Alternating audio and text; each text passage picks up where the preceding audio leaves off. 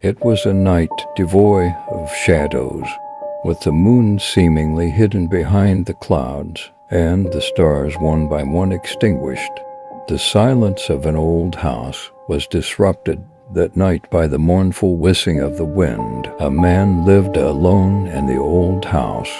Strange sounds echoed through the house in the darkness, footsteps, doors creaking open, whispers. Yet nothing was visible. He felt a presence within the house, but couldn't comprehend what it was. One night the sounds intensified, doors shook, window curtains danced with the wind. Trembling with fear, the man remained in his room. He watched the surroundings with his eyes throughout the night, but saw nothing. When morning came, the quietness returned.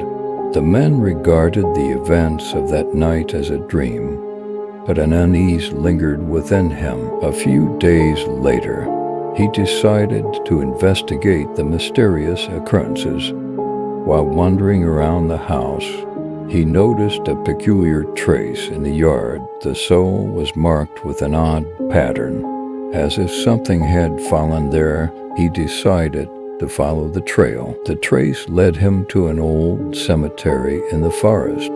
The graveyard seemed abandoned for years. However, in the center, there were footprints and a freshly dug grave. With horror, the man realized that the grave was dug with the intention of placing a stone with his own name on it. He recoiled with an internal scream, but felt the presence of something behind him. In the forest, a dark figure appeared, a being lost in the shadows. The man had come face to face with the truth. This was the vengeful spirit of a long-forgotten entity. It had allowed him entry into its house and now sought to return to the place of its grave. The man's screams echoed through the forest, unheard by anyone.